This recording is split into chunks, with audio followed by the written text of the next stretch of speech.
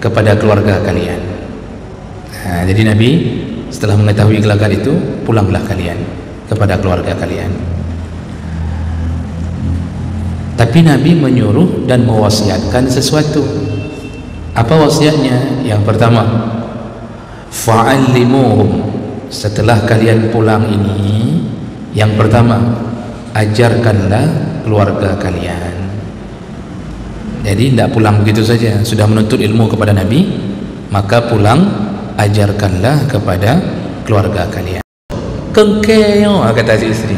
Itu contoh orang marah begitu, Pak. Dia tidak bilang lagi lontuan, kengke yang juk belanja, ikapat kan belanja, yang nak gaduh habis kapal habis, jelamai long habis, kau main game judi online, disipak sama isteri Pak, melambung ke luar rumah.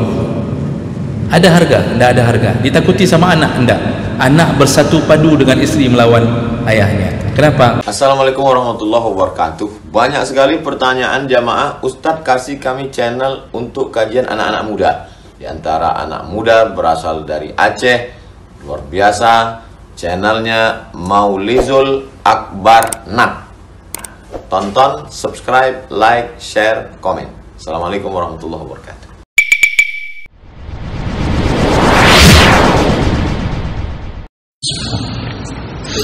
Assalamualaikum warahmatullahi wabarakatuh. Alhamdulillahirabbil alamin. Wa bi ni'matihi tatimmu shalihat. Asyhadu an la ilaha illallah wahdahu la syarika lah wa asyhadu anna Muhammadan 'abduhu wa rasuluhul karim. Allahumma shalli wa sallim ala nabiyyina Mustafa Muhammadin wa ala alihi wa ashabihi ajma'in. Amma ba'd. Rabbi shrah li sadri wa yassir li amri wahlul 'uqdatam min lisani yafqahu qawli. Segala puji bagi Allah, kemudian salawat dan salam pada Rasulullah, pada keluarga dan seluruh sahabat-sahabatnya. Bapak Ibu jemaah salat maghrib dan isya yang Allah muliakan insyaallah, kita akan sambung pelajaran kita melalui kitab Adabul Mufrad karangan Imam Al-Bukhari. Di pertemuan yang lalu kita sudah membahas tentang salah satu hadis yang menyatakan keutamaan seorang budak yang taat pada tuannya sekaligus taat pada Allah Subhanahu wa taala. Nah, dalam hadis itu Abu Hurairah menyatakan bahwa seandainya kalau bukan karena ada amalan jihad atau ada amalan haji atau ada amalan berbakti pada orang tua, sungguh aku lebih menyukai kalau aku pun mati dalam keadaan menjadi budak. Kenapa begitu doanya? Karena budak itu punya dua pahala sekaligus, pahala taat pada majikan dan pahala taat pada Allah. Namun orang merdeka ternyata punya amal lain yang tidak bisa dilakukan oleh budak, yaitu jihad, haji, berbakti dan beberapa amalan lain. Itu yang menyebabkan Abu Hurairah mengatakan, kalau bukan karena itu aku lebih memilih untuk menjadi budak daripada orang merdeka. Karena kalau budak itu kalau mau haji harus seizin tuannya, mau jihad harus seizin tuannya, dan hampir semua perkara ya. Baik, itu sekedar mengingatkan ulang apa yang kita bahas di pertemuan kita yang lalu.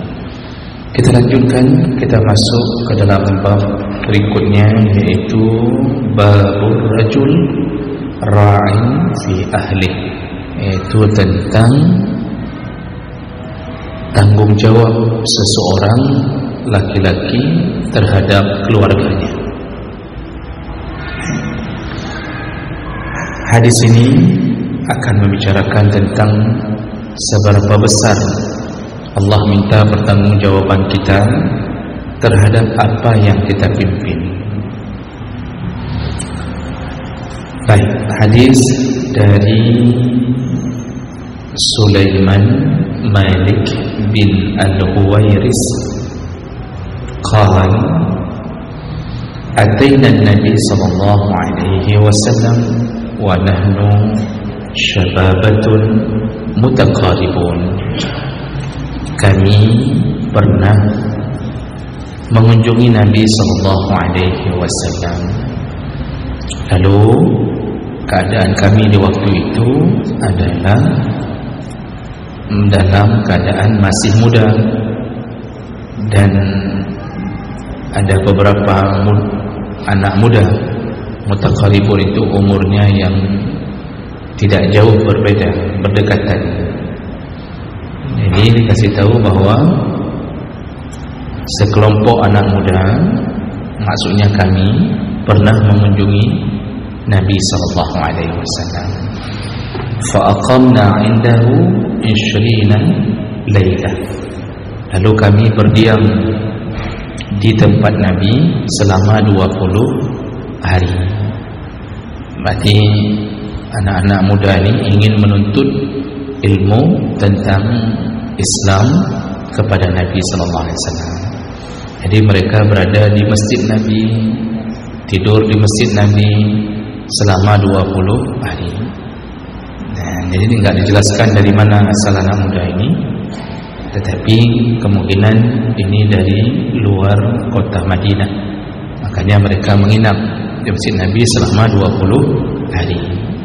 Jadi seperti orang masuk pesantren, ingin menuntut ilmu, menginap. Ini menunjukkan keinginan mereka kuat sekali untuk mempelajari Islam.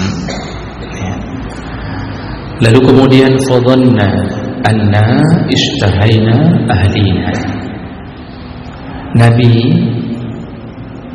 menduga, setelah 20 hari Nabi menduga bahwa kami semua merindukan keluarga kami.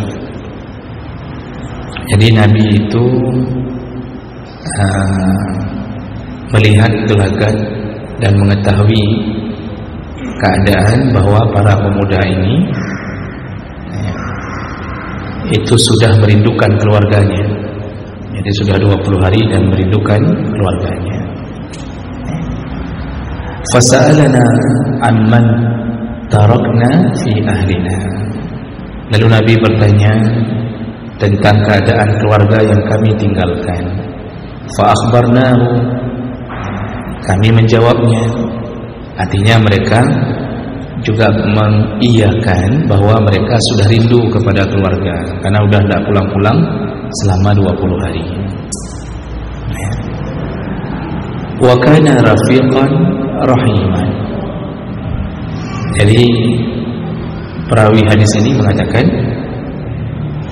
Nabi itu begitu rafiq, begitu lembut, begitu rahim, begitu penyayangnya. Jadi beliau tidak tega melihat kalau ada yang terpisah dengan keluarga. Jadi begitu lembutnya cara menangani murid-murid yang mau belajar dengannya ini, begitu rahimnya. Padahal kalimat rahim itu disematkan pada Allah. Karena kalau dalam bahasa Arab, kalau sudah memakai wazan fa'ilun, ya, itu artinya maknanya sangat. Jadi kalau dipakai kalimat rahimon, itu bukan hanya sayang, tapi sangat sayang. Makanya Allah punya sifat rahim, maha penyayang. Jadi makanya kalau disebut alimon, berarti sangat berilmu, ya, betul-betul berilmu. Ya. Nah ini mereka menggambarkan sifat Nabi ketika menanyai mereka, rafiqan rahiman. Faqal, lalu Nabi berkata, irji'u ila ahlikum, pulanglah kalian kepada keluarga kalian. Jadi Nabi setelah mengetahui gelagat itu, pulanglah kalian kepada keluarga kalian. Tapi Nabi menyuruh dan mewasiatkan sesuatu. Apa wasiatnya? Yang pertama, fa'allimuhum, setelah kalian pulang ini, yang pertama, ajarkanlah keluarga kalian. Jadi tidak pulang begitu saja, sudah menuntut ilmu kepada Nabi, maka pulang ajarkanlah kepada keluarga kalian. Nah, ini tanggung jawab pertama.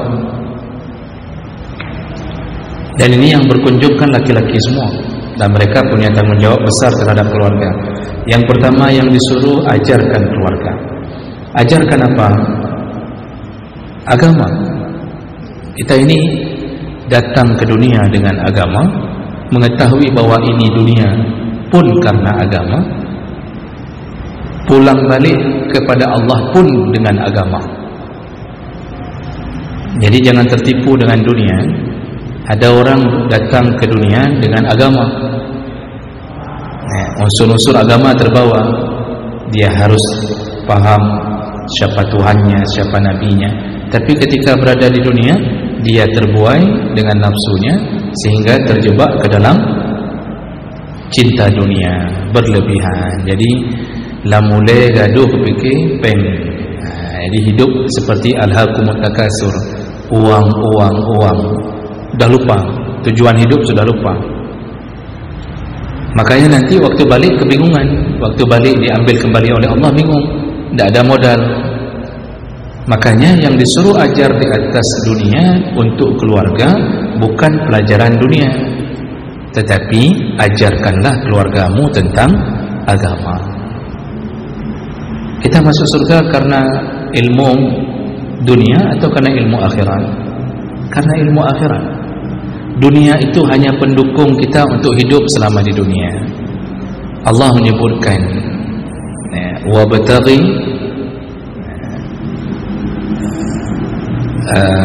apa ujungnya, perhatikanlah, carilah fima atakallah ad-dar al-akhirah. Carilah, perhatikanlah untuk engkau bisa sampai ke negeri akhirat dengan selamat. Itu yang disuruh perhatikan. Setelah dikasih tahu itu, baru dibuat frase yang kedua, yaitu wala tansa nasibaka minad dunya. Jangan lupa juga nasibmu di dunia. Itu frasa keduanya. Jadi yang intinya, engkau pikirkan engkau kembali ke akhirat. Tapi walaupun begitu, jangan lupa juga engkau mempersiapkan hidupmu di dunia. Orang hari ini terbalik, fikirkanlah tentang dunia, tapi jangan lupa juga akhirat. Sehingga apa? Sudah capek hidup dunia, baca Quran sedikit. Sudah capek mendengarkan musik ini, musik itu, baru dengarkan Quran sedikit. Sudah capek keliling dunia, baru dia berfikir untuk melakukan ibadah sedikit. Dulu di masa Nabi tidak begitu, hidup ibadah, tapi sedikit dunia. Makanya sampai ke zamannya imam-imam mazhab, contoh Imam Syafi'i. Coba baca manaqibnya Imam Syafi'i. Beliau itu membagi waktu menjadi 3. Jadi ketika datangnya waktu pagi sampai menjelang zuhur, beliau mencari rezeki. Imam Hanafi jualan, Imam Syafi'i juga begitu, berdagang. Hanya sampai waktu zuhur sudah dapat rezeki sedikit, bisa makan hari itu. Maka setelah itu dari zuhur sampai malam, sebelum tidur mereka menuntut ilmu atau memberi ilmu. Itu kerjanya. Nanti sepertiga malam terakhir, setelah itu tidur. Sepertiga mereka bersama Allah, khusus waktu bersama Allah. Jadi 2/3 untuk akhirat, 1/3 untuk dunia. Hari ini 1/9 untuk dunia, hanya 1%. Jadi 99% untuk dunia, 1% ke akhirat. Nyanti menyona rumpingan kakak gaduh dengan kertas itu, gaduh dengan akreditasi, sertifikasi, gaduh dengan formulasi, kemudian hilirisasi, alih pupu dong. Coba lihat program yang ditawarkan oleh presiden-presiden, calon-calon presiden. Ada yang mengatakan kalau saya terpilih maka agama syariat kita tegakkan demi mengharapkan rahmat Allah turun kembali ke Indonesia. Ada dengar Pak? Sudah 2 kali debat. Ada pernah dengar bicara tentang agama? Tidak ada. Tidak ada. Semua program dunia. Inilah yang membuat hari ini kita ini tidak siap ketika dicabut nyawa, sedangkan Allah telah mengatakan wa tazawwadu fa inna khairaz zad at-taqwa. Berbekallah engkau karena sebaik-baik bekal adalah ketakwaanmu. Kanyo you know. Ini musim-musim politik makin nampak orang-orang yang tidak pernah berfikir akhirat, kecuali hanya 1-2 di antara mereka. Makanya Rasulullah mengatakan kepada yang belajar ilmu kepada beliau setelah 20 hari, pulang kalian ajarkan agama. Ini tanggung jawab seorang laki-laki, tanggung jawab seorang suami, tanggung jawab seorang ayah. Ajarkan agama. Apa yang harus diajarkan? Mulai dari tauhid, perkenalkan Allah, lalu berikan dia informasi tentang akidah, bahwa Allah itu ada, neraka itu ada, surga itu ada, malaikat mencatat kita, lalu syaitan pun mengiringi kita walaupun tak pernah nampak. Ajarkan itu akidah. Lalu setelah itu ajarkan semua ilmu tentang pelaksanaan ibadah. Ajarkan semua komponen dalam fikih itu. Ajarkan salat, ajarkan tentang tata cara salat, ajarkan tentang puasa Ramadan, ajarkan tentang semua ketakwaan, ajarkan kata Nabi. Jadi suami itu tugasnya begitu. Jadi bukan hanya debit, fingerprint, akhir bulan jom peng belanja untuk bulan berikutnya, lalu selesai di situ. Tidak. Kita ini disuruh tanggung jawab tentang keluarga. Allah akan tanya kita apa yang telah kita berikan kepada anak dan istri. Istri masuk neraka, maka istri nanti menjawab, aku melakukan ini karena dibiarkan oleh suamiku. Kalau kita lihat percakapan-percakapan di akhirat, salah satu yang bisa kita bayangkan ketika Allah memvonis anak gadis kita, istri kita, divonis masuk neraka gara-gara berpakaian seksi di luar rumah, mereka akan mengatakan kepada Allah, kami melakukan ini, kami tidak pernah dilarang oleh ayah kami, tidak pernah dilarang oleh suami kami. Allah panggil suaminya, Allah tanya, benar? Sudah pasti jawabannya benar, karena itu sidang akhirat, tidak bisa berbohong, berbeda dengan sidang dunia. Pasti benar. Begitu benar, maka suami, ayah digiring bersama istri dan anaknya yang melakukan maksiat, sama-sama menuju ke neraka. Jadi apa guna salat jamaah kita? Apa guna umrah kita? Apa guna haji dan zakat kita kalau istri dan anak-anak kita bermaksiat? Hari ini orang berfikir tidak ada koneksi antara tanggung jawab seorang ayah dan suami. Jadi dipikir tidak ada hubungan itu. Sehingga ya sudah, ayahnya soleh, jamaah 5 waktu, tapi waktu tangi ini di luar rumah dah pakai jilbab, siram bunga, seakan-akan dia mau menyiram rambutnya sendiri. Jadi rambutnya sudah seperti bunga. Nak pernah pakai penutup kepala, pakai baju seksi, pakai baju batik, nampak getik-getik, nampak luar. Mana suaminya? Oh, suaminya sedang solat. Tunggu. Semua yang dilakukan oleh keluarga, kitalah penanggung jawabnya. Kita tanggung jawab. Sayangnya hari ini suami tidak melakukan itu. Malah ada suami yang bangga, istrinya seksi bangga, anak-anak gadisnya cantik seksi bangga, anak laki-lakinya pakai celana pendek di atas lutut, oh kebanggaan, keren, macho.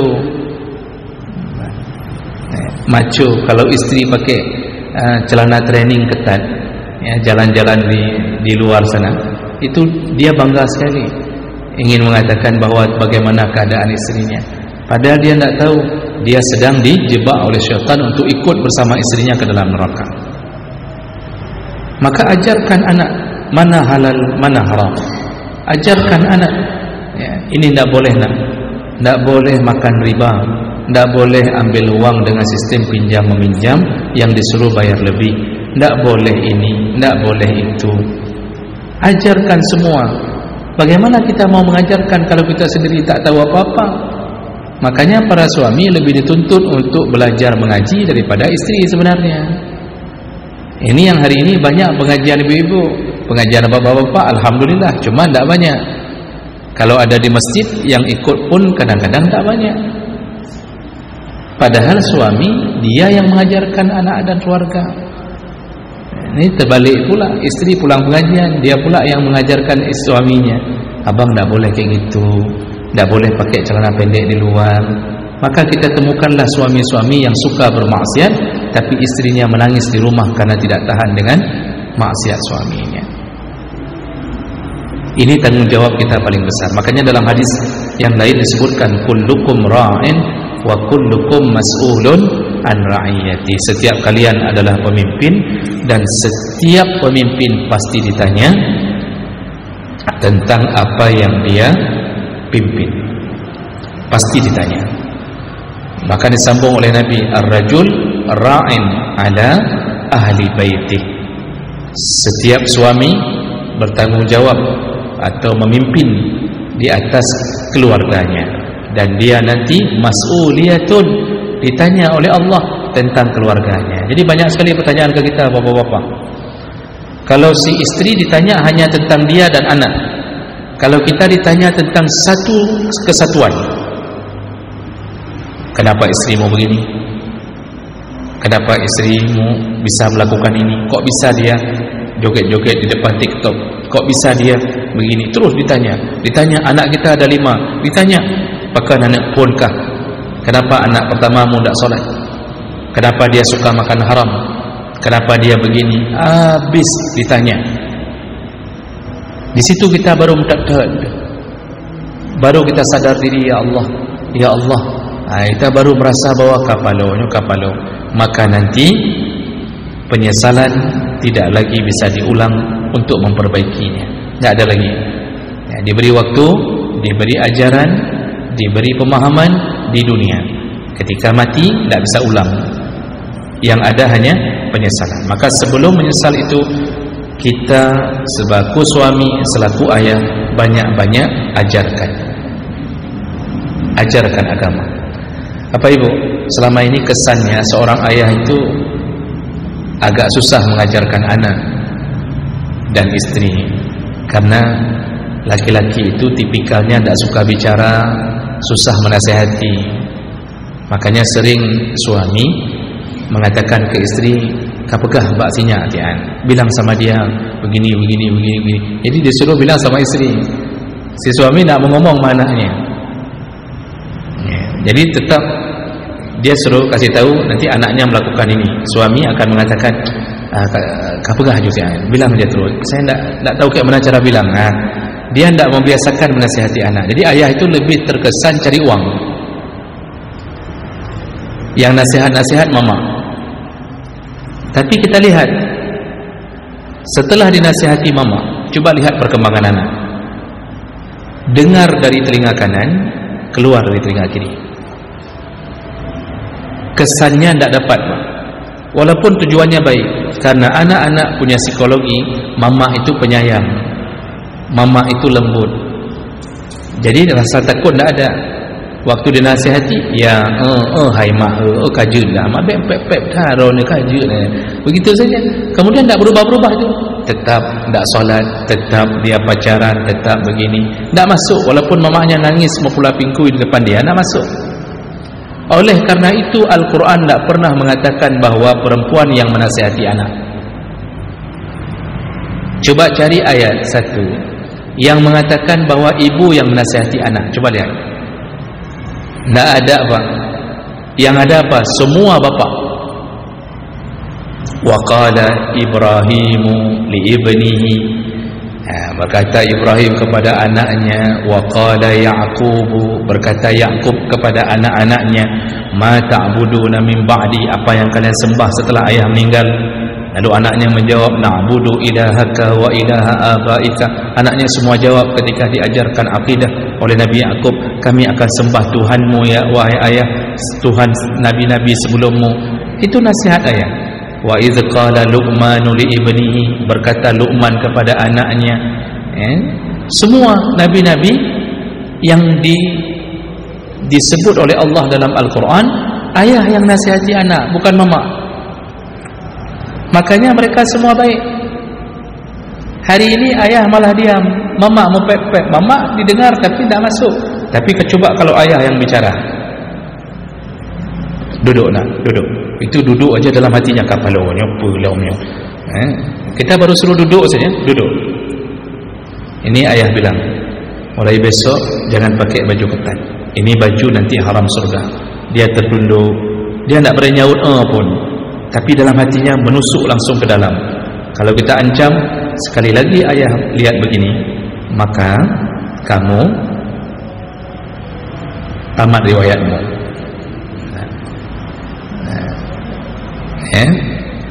Sekali nasihat itu bisa tahan kadaluarsanya sampai 2 tahun 3 tahun. Itu kalau ayah yang bicara. Kalau mama mana ada kadaluarsa sehari 2 hari kah? Dengar boleh. Sayangnya ayah tidak mengambil manfaat ini. Kita ayah tidak perlu banyak ngomong, tidak perlu membuka mukadimah. Duduk nak, duduk. Ini ayah mulai ya. Alhamdulillahirabbil alamin wassalatu wassalamu. Tak perlu begitu, langsung paham aja, langsung teduh anu.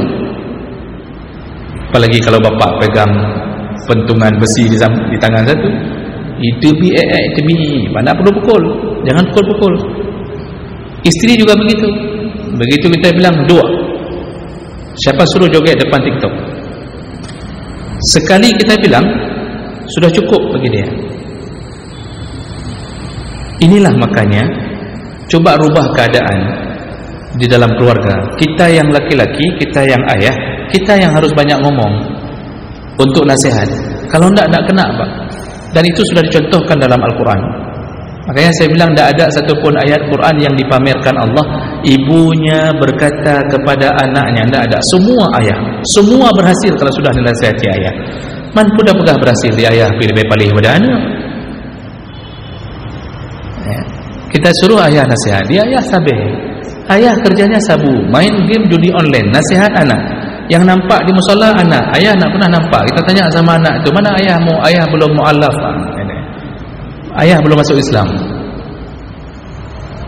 Itu contohnya. Maka waktu nanti di sidang di akhirat, habis ayahnya. Oleh karena itu, inilah tanggungjawab Nabi mengatakan, kalian pulang, ajarkan keluarga kalian, ajarkan. Nah, ini nanti ini pulang dari sini, apa kata Nabi? Ajarkan. Ini pulang dari sini, ajarkan. Tak mesti harus pulang dari sini langsung. Tapi jangan tunggu hari raya, Bang. Karena ada yang cuma nunggu hari raya. Ya, dibilang sama isteri, Bang, nangi mana? Kapalo dah, nasihat baca. Dah prehoro raya. Jangan tunggu hari raya, Pak. Kalau bisa setiap malam. Oh, kalau dia bosan setiap malam, setiap minggu. Itu tanggungjawab kita besar sekali, Pak. Sebelum mati, jaga anak isteri. Ku anfusakum wa ahlikum. Itu bahasa itu untuk siapa? Untuk suami, bukan untuk isteri. Lalu Nabi menyambung lagi, wa murruhum. Setelah engkau ajarkan, suruh mereka lakukan. Kita sudah bilang, nak, jangan tinggalkan salat. Ini nanti kita ditanya pertama sekali di akhirat, salat.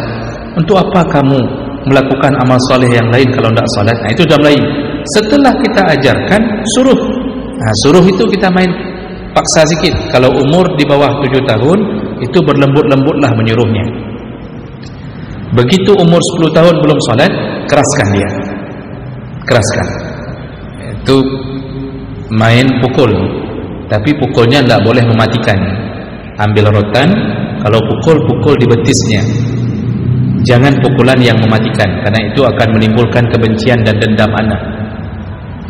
pukul di betisnya. Udah solat? Belum. Udah ayah bilang kemarin suruh solat jangan terlambat? Ada. Kenapa pulang? Udah azan maghrib belum pulang? Netakat aja tiga berkemong bak betih pak. Ya, biar kembung apa bahasa Indonesianya? Bengkak. Biar bengkak di betisnya sekali. Kalau 10 tahun Nabi yang suruh fadribu, pukul dia, kata Nabi. Jadi anak-anak itu kalau dengan ayahnya taat, ayah ke musalla, sekali pukul sudah cukup jadi obat. Tapi kalau ayahnya tak pernah ke musalla, 1000 kali pukul, anak itu ngejek sesama anak, nanti bicara sama adik dan abang. Oh pu ada je, buah danya, ipoh danya, uji ada itu banyak. Dah je dibilang mana abang. Besoknya berubah jadi Ya'juj Ma'juj. Oh Ya'juj Ma'jujnya poh dan Ya'juj ada itu banyak. Begitu. Itu akibat apa? Munafik, ayah munafik. Ayah tak solat, suruh anak salat sok-sok pukul. Dia tak pernah solat. Nanti begitu diulak-ulak sama anak. Nanti waktu anak besar bisa jadi dia jadi berikutnya seperti ayah itu, atau yang kedua dia tidak lagi menghormati dan menyayangi ayahnya. Kita hari ini takut pukul anak, takut tak disayang. Padahal nanti begitu mereka dewasa, mereka akan ingat pukulan itu adalah pukulan kasih sayang. Untung saya hari itu waktu umur 10 tahun dipelihara sama ayah model begitu. Hari ini alhamdulillah kita solat. Kalau tidak dipelihara begitu, kita mungkin tidak solat. Jadi murruhum, kata Nabi, setelah engkau berikan ilmu, maka suruhlah mereka untuk melaksanakannya. Itu tegakkan dalam rumah tangga. Ayah itu harus nampak wibawa, tegas, ditakuti. Kasih tahu, ni kalau pulang azan belum sampai di rumah, ini nanti bahaya bagi kalian. Itu begitu ayah. Dan tidak boleh takut sama isteri. Yang membuat ayah takut sama isteri apa? Suami takut sama isteri. Yang minta belanja promo, itu yang membuat takut. Suami takut sama isteri, kenapa? Yang cari rezeki isteri, maka jangan biarkan isteri cari rezeki, kecuali kita dulu cari rezeki lalu cacat atau sakit, stroke, itu dimaklumi. Tapi kalau kita duduk di rumah, duduk di kedai kopi, lipat-lipat kain sarung sampai terangkat semuanya, lalu kemudian isteri capek cuci baju orang segala macam, apa dia dihargai oleh orang? Tidak akan dihargai. Allah sudah kasih kata kunci itu. Kata Allah apa? Ar-rijalu qawwamuna 'ala nisa. Laki-laki itu qawwam, yang membuat berdirinya kokoh tiang-tiang di rumah. Qawwam itu yang mendirikan, qama yaqumu. Laki-laki itu pemimpin bahasanya di situ. Tapi maksud qawwam yang membuat terbangunnya rumah. Di atas perempuan. Bima faddalallahu ba'dahum 'ala ba'din. Itulah kelebihan yang Allah beri di antara kalian. Artinya laki-laki pemimpin yang harus didengarkan dalam keluarga. Lalu Allah sindir ayat berikutnya, bima anfaqu min amwalihim. Itu semua bisa engkau tegakkan kalau engkau memberikan nafkah pada mereka. Begitu kita kasih belanja, Pak, istri di rumah duduk di rumah, kata suami, biar saya cari nafkah. Kamu tunggu uang belanja, pokoknya duduk pelihara anak, pelihara rumah, tidak usah keluar dari rumah, kita kasih. Itu hormatnya luar biasa. Tapi kalau sudah terbalik, istri pun ikut kerja, suami apalagi tidak kerja. Jangankan tidak kerja, Pak, gaji suami lebih kecil daripada gaji istri, itu pun tidak dihormati kadang-kadang. Istri begitu lari terus, begitu melawan dia akan mengatakan, "Pahaya tak draw ni. Apa hebat kali yang juk makanan belanja lawetnya so. Kengkeo," kata si istri. Itu contoh orang marah begitu, Pak. Dia nak bilang lagi londuan. Kengke yang juk belanja. Ikah pat kan belanja. Yang nak gaduh habis kapal habis jelamai long habis kan main game judi online. Disipak sama isteri, Pak, melambung beliau luar rumah. Ada harga? Tidak ada harga. Ditakuti sama anak? Tidak. Anak bersatu padu dengan isteri melawan ayahnya. Kenapa? Ayah tidak mau lagi cari nafkah. Makanya kita tidak bisa lakukan lagi perintah-perintah itu. Ini hati-hati, Pak. Kita dorong-dorong istri untuk jadi caleg. Begitu terpilih, kita yang didorong-dorong sama istri.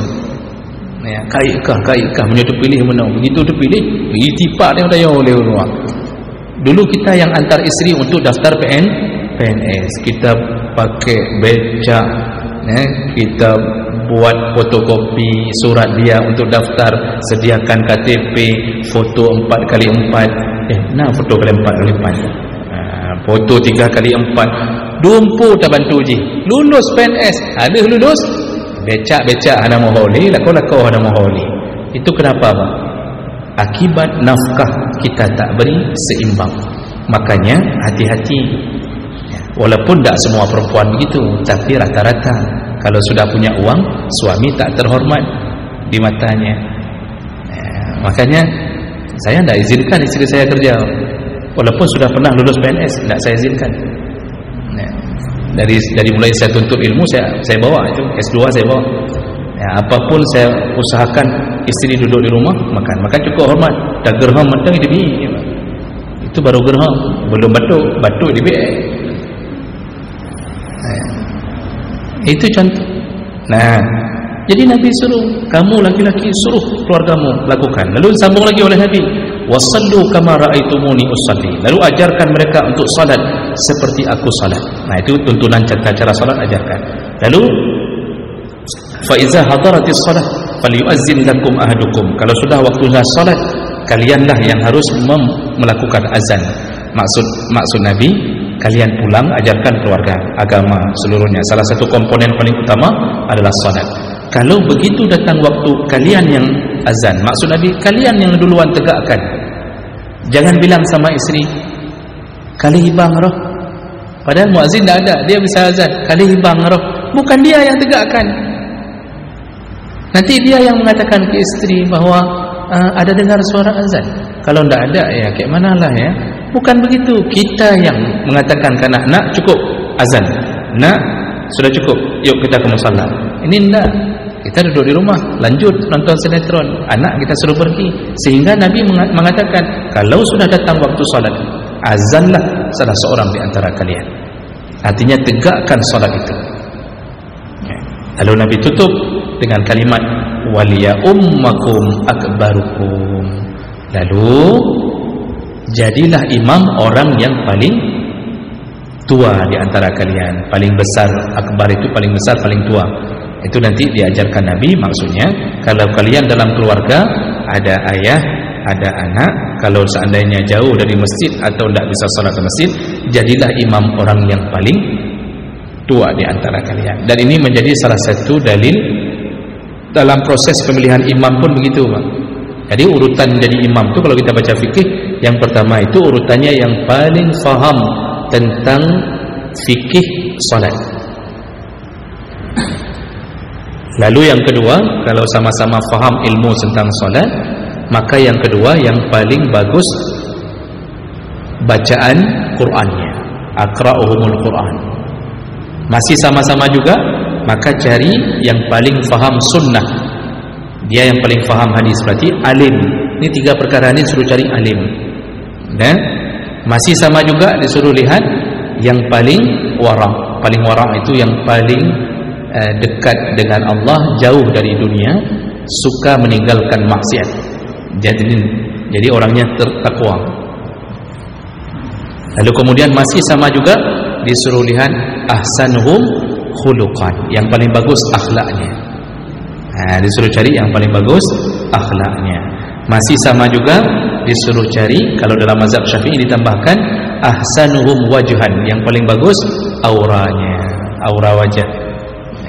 Wajah boleh beda-beda, tapi aura itu menampakkan kesalehan. Masih sama juga, maka disuruh cari yang paling bagus tata cara berpakaiannya. Jadi berpakaiannya betul-betul hari-harinya terjaga. Masih sama juga disuruh cari yang akbarukum sinnan, siapa yang paling tua di antara kalian. Jadi kita ini kalau mau jadi imam, lihat dulu. Kalau ilmu sama, cari yang paling berilmu. Kalau sama-sama berilmu, cari yang paling tua umur. Cari yang paling tua umurnya. Itu untuk penghormatan kepada yang lebih tua. Masih sama juga yukra bainahum, disuruh undi sesama mereka. Begitu kriteria pemilihan imam, dan itu semua tanggung jawab kita sebagai ayah dan suami. Baik, itu nasihat Nabi untuk kita. Maka baik lalai dah pelihara keluarga, tidak boleh lalai, jangan ceroboh memelihara keluarga.